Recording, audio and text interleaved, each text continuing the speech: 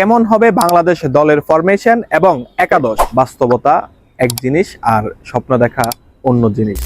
চীনের বিপক্ষের ম্যাচ ঠিক কতটুকু কঠিন জন্য যে ফুটবলে বড় দলগুলোকে ছোট দলগুলো হারিয়ে দেওয়ার সক্ষমতা রাখে, আর এটা হরহামেশাই ঘটতে দেখা যায়। আনিকা রানিয়া সিদ্দিকী কি শুরুর একাদশে জায়গা পাবেন?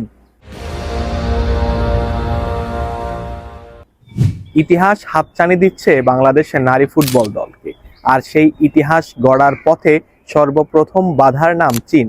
আগামী 3 মার্চ চীনের বিপক্ষের ম্যাচ দিয়ে শুরু হবে বাংলাদেশের নারী দলের মিশন অস্ট্রেলিয়া, অর্থাৎ নারী এশিয়ান কাপ 2026-এর অধ্যায়।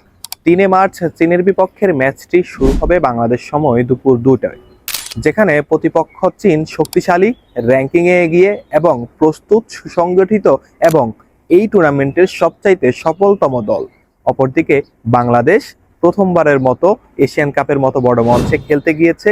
পূর্বের এত বড় কোনো মঞ্চে খেলার অভিজ্ঞতা নেই। নতুন ফুটবলার, তারুণ্য সবকিছু মিলিয়ে বাংলাদেশের যেই ঘাটতিটা রয়েছে, প্রস্তুতি বলেন কিংবা টিমের আদার্স যত ফ্যাসিলিটি সবকিছু মিলিয়ে বাংলাদেশ কিছুটা পিছিয়ে রয়েছে। তবে মনোবলের দিক থেকে বাংলাদেশ এগিয়ে রয়েছে। এই ম্যাচ থেকে বাংলাদেশের হারানোর কিছুই নেই, তবে পাওয়ার রয়েছে অনেক কিছুই। চীনের বিপক্ষে এর পূর্বে বাংলাদেশ কোনো ম্যাচ খেলেনি। এখন কথা হচ্ছে আমরা আসলে এই ম্যাচ নিয়ে কেমন প্রত্যাশা রাখতে পারি। যদি জয়ের কথা বলি, সেটা আসলে অনেক বড় স্বপ্ন হয়ে যাবে।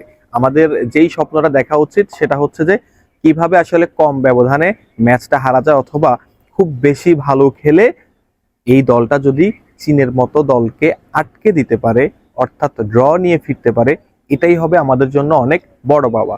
তবে যারা ফুটবল খুব ভালো করে বোঝেন বা খুব দীর্ঘদিন ধরে বাংলাদেশ ফুটবলকে ফলো করেন, তারা এখানে আসলে কম ব্যবধানে হারটাকেই প্রাধান্য দিবেন। কারণ হচ্ছে বাস্তবতা এক জিনিস আর স্বপ্ন দেখা অন্য জিনিস। তবে ফুটবল সুন্দর এই জন্য যে ফুটবলে বড় দলগুলোকে ছোট দলগুলো হারিয়ে দেওয়ার সক্ষমতা রাখে, আর এটা হরহামেশাই ঘটতে দেখা যায়। যে কারণে ফুটবল পুরো বিশ্বে আসলে জনপ্রিয় খেলা। এখানে আসলে কি হয় সেটা ম্যাচের আগ পর্যন্ত বলা যায় না। তবে আমার থেকে যেটা মনে হয় যে এই টুর্নামেন্টের কোনো আনপ্রেডিক্টেবল দল যদি হয়ে থাকে, সেটা হতে পারে বাংলাদেশ। বাংলাদেশ এমন কিছু ঘটিয়ে ফেলতে পারে এই টুর্নামেন্টে যেটা একেবারেই কাম্য নয়, বা অন্যান্য যে কান্ট্রিরা বাংলাদেশ হিসেব করে যা চিন্তা ভাবনা করে, তারা আসলে বাংলাদেশের থেকে করবে না। ওই হিসেবে আমরা আশা রাখতে পারি। তো আমরা যদি বেশ কিছু বিষয়কে আসলে নজর রাখতে হবে যদি বাংলাদেশ এই ম্যাচটাকে কেমন করবে। সেটার জন্য প্রধান একটা বিষয় হচ্ছে একাদশ নির্বাচন, এবং হচ্ছে যে প্লেইং যে স্টাইল সেটা আসলে কেমন হওয়া উচিত, ফরমেশন কেমন হওয়া উচিত, সেগুলোর বিষয় যদি বলি, এখন বাংলাদেশের এই দলটাকে নিয়ে আপনি একদম মুখস্থ ঢালাওভাবে কোনো একাদশ ঘোষণা করতে পারবেন না। কেন? মোটামুটি যা বুঝতেছি, কোচ পিটার বাটলার নিজে এটা নিয়ে একটা সাপোর্ট করতেছে। প্রস্তুতি ম্যাচ খেললো এবং তার পূর্ব সংবাদ সম্মেলনে কোচ পিটার বাটলার জানিয়েছে যে সে এখন আসলে নিশ্চিত নয় কোন ফরমেশনে খেলাবে, মেয়েদের সাথে বসবে এবং যে প্রস্তুতি ম্যাচের পরে আসলে সে কিছুটা শিওর হবে। তবে এই ক্ষেত্রে যেহেতু রিসেন্টলি বাংলাদেশের ওমেন্স লিগ গেছে, সেখানে বেশ কিছু ফুটবলার নিজেদেরকে আলাদা করে চিনিয়েছেন, তো তাদেরকে সুযোগ দেওয়ার একটা সম্ভাবনা রয়েছে। আবার কিছু ফ্রেশার ফুটবলার রয়েছেন যারা ভালো খেলে এসেছেন, কিন্তু তাদেরকে মেন 11-এ সুযোগ দেওয়া যাবে কিনা। তবে বেশ কিছু ফুটবলাররা রয়েছেন যারা নিশ্চিতভাবে আসলে দলে থাকছেন। তাদের মধ্যে একজন হচ্ছেন, আপনি গোলকিপার রূপনা চাকমাকে ধরতে পারেন, অধিনায়ক আফেদাকে রাখতে পারেন, তারপরে হচ্ছে আপনি ঋতুপর্ণাকে রাখতে পারেন। মানে এরকম কিছু ফুটবলার রয়েছেন যারা হচ্ছে নিশ্চিতভাবে বলা চলে যে থাকছেন।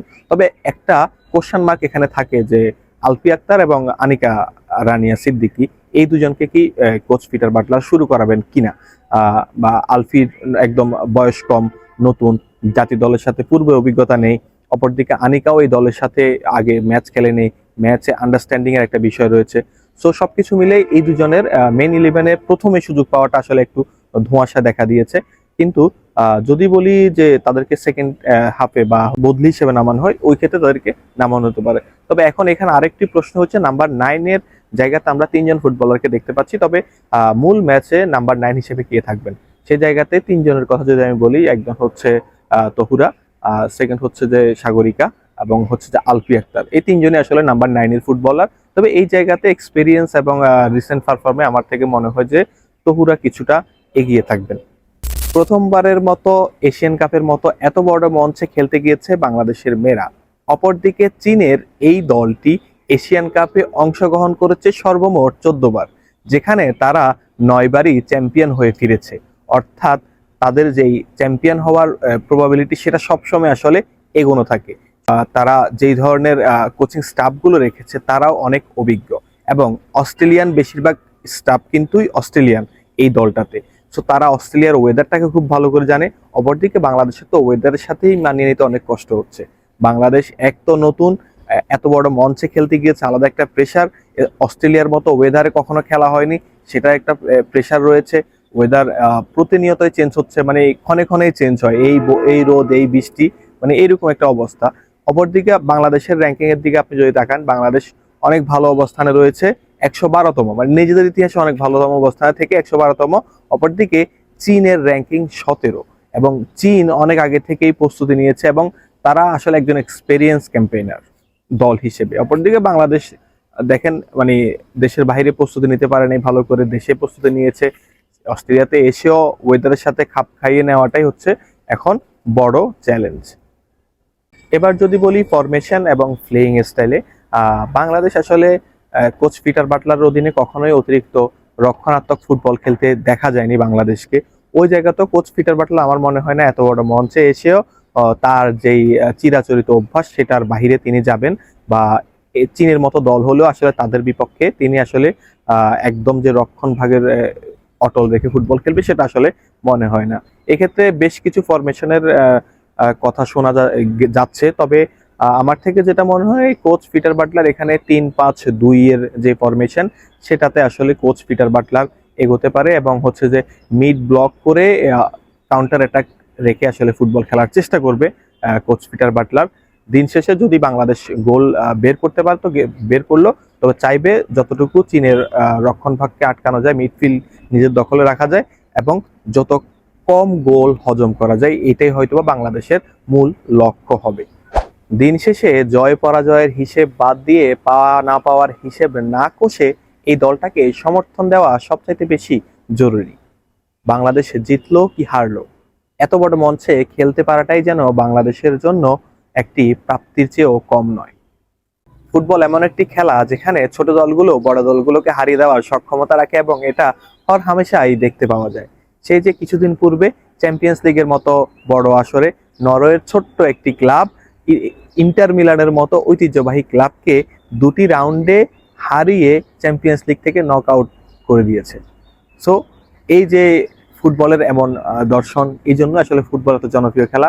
সো আমরা বাংলাদেশ চীনের ম্যাচও আসলে এমন কিছু আশা করি, এমন কিছু ম্যাজিক মোমেন্ট কোচ পিটার বাটলারের শিষ্যরা আমাদেরকে উপহার দেবে বলে আমরা মনে করি।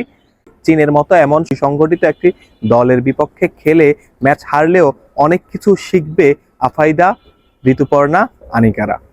দেখা হচ্ছে ম্যাচের পরে। ভালো থাকবেন, সুস্থ থাকবেন। সালামু আলাইকুম।